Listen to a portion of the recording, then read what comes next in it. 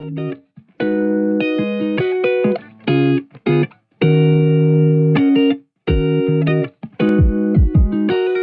we're going 5, 4, 3, 2. Welcome, Robin Goldstein, the director of the Cannabis Economics Group at UC Davis. Robin and I have chatted about cannabis regulations, cannabis econ for some time now, so it's always good to have you back, Robin. Thanks for being here.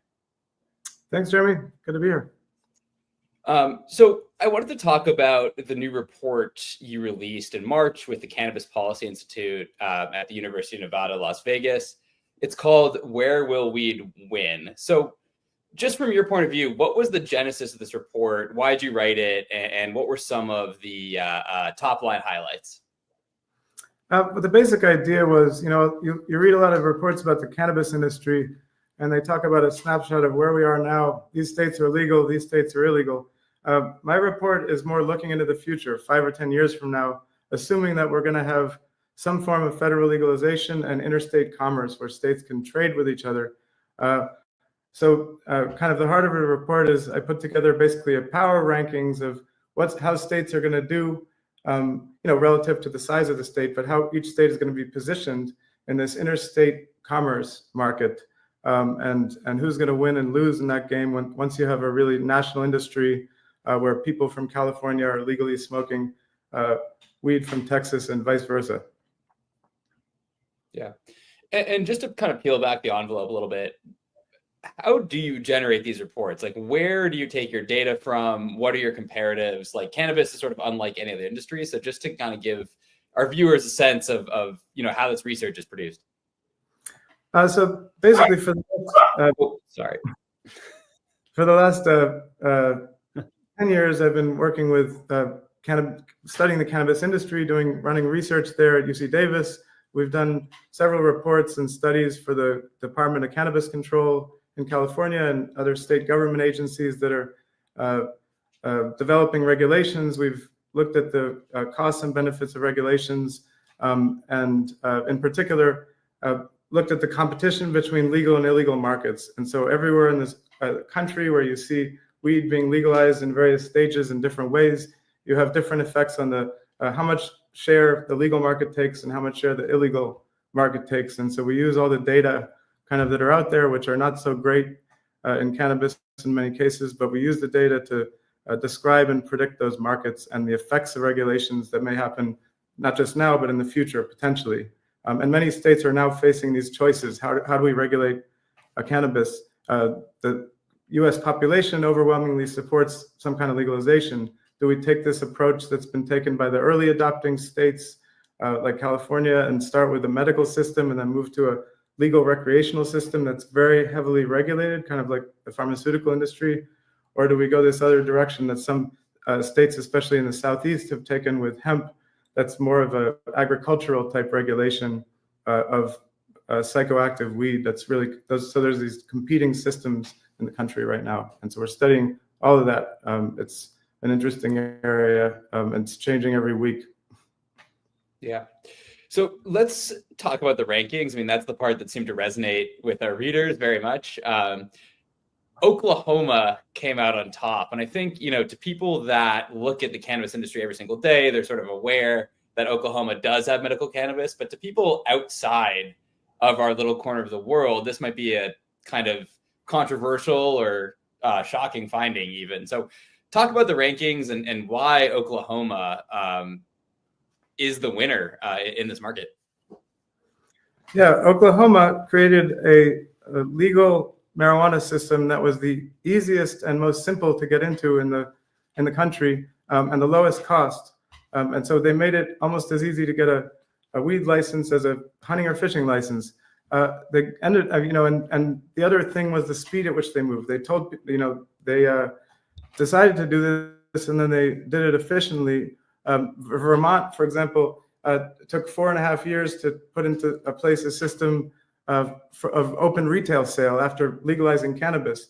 What took Vermont 4 years took Oklahoma 12 hours. The morning after they passed the bill, there were retail stores already open, and so they really opened a free market. There were a lot of people in Oklahoma against legalization, but they said, doggone it, if we legalize, we're going to do it. We're a pro-business state. We're going to do it in a way that doesn't put heavy regulations. And one effect of that was that lower income folks, people who didn't come from the top upper classes and have access to all this capital and legal, resources and so forth, were able to get into the market too. So you had people from all parts of the state and all types of backgrounds getting in. They then got a lot of criticism because so many places opened Oklahoma, they started producing way more weed than Oklahoma could consume. Naturally, a lot of it's going out of state. And so Texas is right next to Oklahoma with 30 million people. So naturally, a lot of that very efficient, cheap legal weed system ends up outputting what was then illegal exports. But in the future, when you have a legal interstate market, states like Oklahoma are well positioned to do really well. Oklahoma's gotten criticism because of the criminal element that came in with these out-of-state exports that wasn't legal under the medical system. But the reason for that was that the states around them all had prohibitions. So Oklahoma shouldn't be blamed for these other states having prohibitions. You're always going to have these criminal markets feeding prohibition states from legal states. And as the states around Oklahoma legalize as well, Oklahoma will just have an early mover advantage, and I think do really well in this market. Yeah. Do you, given Oklahoma leading these rankings, like what are some of the takeaways that lawmakers, policymakers, regulators in other states, perhaps blue states, should learn from this, right? New York's rollout has been slow and torturous, and now things are sort of normalizing now, but it took years to get there, not weeks or months. Minnesota is going through a similar issue, with how much regulations go into it, how difficult the licensing process is. So what should these policymakers take away, and how can, they write more effective cannabis regulations in the future? The number one takeaway, I think, from the report and answer is the cheaper the weed is to produce, the better you're going to do. So you have to make it cheap. You have to compete with on price at any quality level. If you're going to make cheap the cheapest weed is outdoor grown weed. So if you're going to have a big outdoor weed production, you have to basically do it cheaply and efficiently and be able to compete on.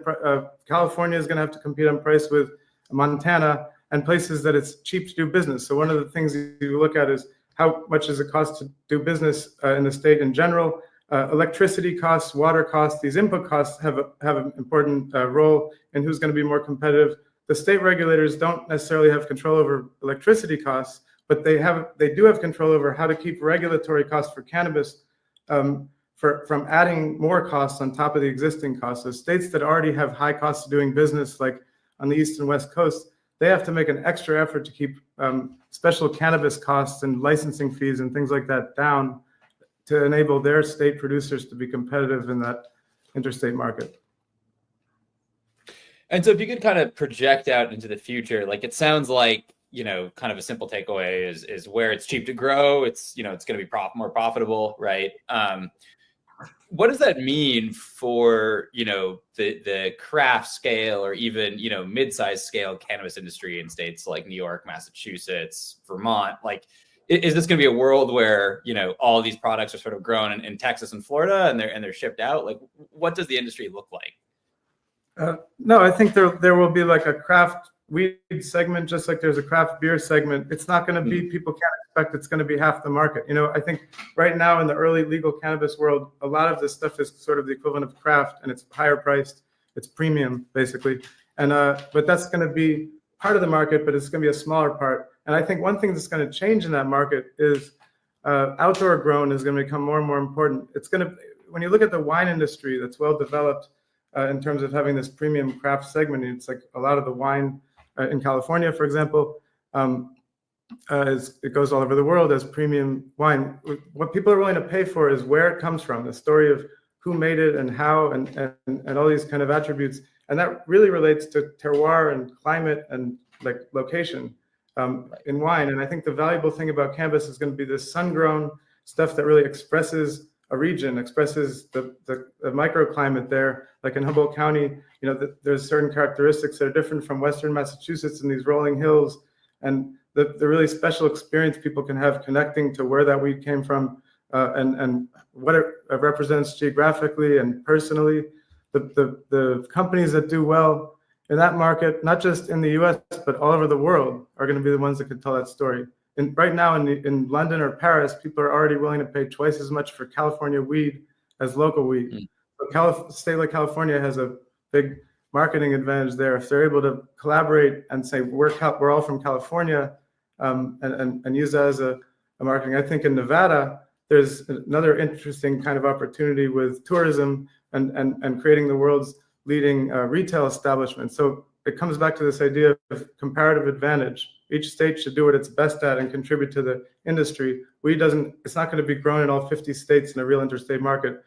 Just like tobacco and oranges and avocados are not grown, in all 50 states. You buy them, they come from the states where they have the best place for growing, and then they're sold in places where states have other advantages, and other states have advantages in distribution, for example.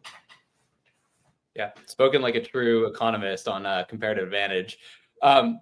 You're in Austin, Texas right now, where they are debating, specific bans of hemp-derived THC products, other bills that would regulate the industry differently. Could you talk a little bit about what's happening in Texas and what that might mean for, the difference between hemp-derived cannabis and the traditional cannabis market? Yeah, so Texas is coming from a place of having pretty much no legal cannabis market before hemp. So they haven't passed recreational cannabis. They have a medical marijuana system that's tiny, that's limited to very low THC products and doesn't include flower. So that's almost a non-factor in the economy. So really, you went from having a whole illegal market here to, after the Farm Bill, Texas entrepreneurs basically built a big hemp industry that includes THCA flower, which is kind of ordinary weed flower, and then it also includes vapes, gummies, and beverages, which is a small but growing segment in a lot of these hemp states. So basically, it's regulated as hemp. It's in some ways everyone on all sides of the issue agrees there's desperately needed regulations. There's no age limit right now. Everyone says the hemp industry wants an age limit. Regulators want an age limit, but the difference of opinion is whether you want to just shut down hemp and say this is psychoactive products. This is supposed to be regulated like cannabis, and this should go through medical cannabis, and they should develop this recreational system like California, following in this other model. But on the other hand, there's this opportunity for states like Texas to just leapfrog that model that didn't work very well, where a lot of people are losing money, and choose instead to embrace what was maybe initially an accident, but is actually working really well, contributing billions to the state economy. Tax and regulate that and put in safety constraints that help it be safe. And just a kind of quick follow-up there. That leapfrog you speak of, right, to go from the state regulated dispensary model to just, let's say intoxicating THC containing cannabis beverages available in grocery stores or liquor stores.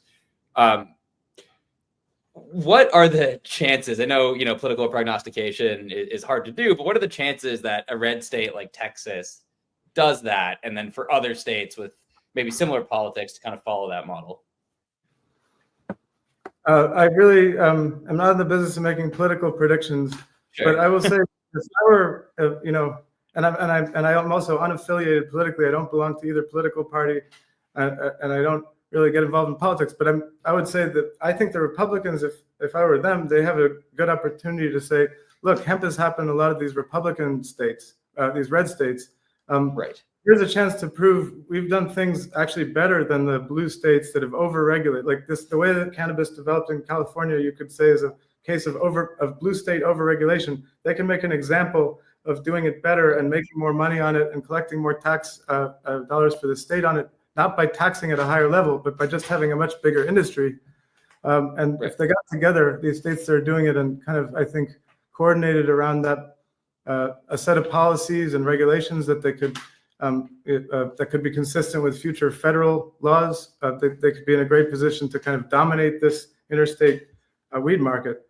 If they kind of instead take this other path of following in the more heavily regulated model, like the early adopting states, then they'll always be behind. So it's, yeah. Yeah. Well, Robin, I really appreciate the time. I think that's a good place to end as any. We will have you back on the show soon to talk more about this. So we appreciate it. Thank you so much. Sure. Thank you.